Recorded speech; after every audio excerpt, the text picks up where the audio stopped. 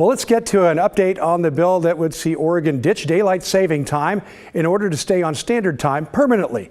We explained in great detail on Tuesday when Senate Bill 1548 arrived on the full Senate floor. The vote ended in a 15-15 tie, which means it failed.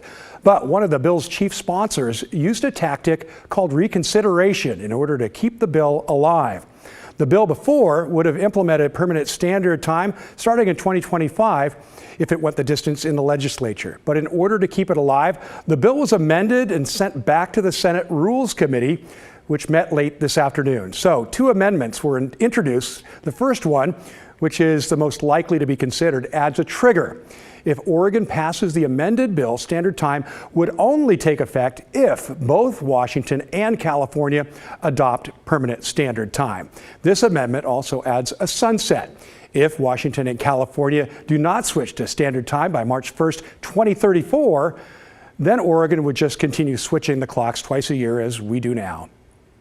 Well, the other amendment is very similar. Instead of Washington and California needing to make the switch, this amendment would only require one of them to do so before Oregon joined in. It also includes the sunset.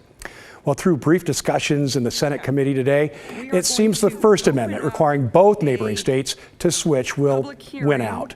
No decision or vote was made today, just a public hearing with more testimony.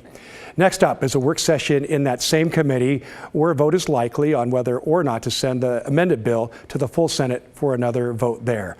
That work session has not yet been scheduled, but permanent standard time in Oregon still has a ways to go, even in our own legislature. When it comes to Washington and California's efforts, well, Washington's bill to adopt standard time died in their session this year, and the next time they would take it up would be their next session, which is in 2025.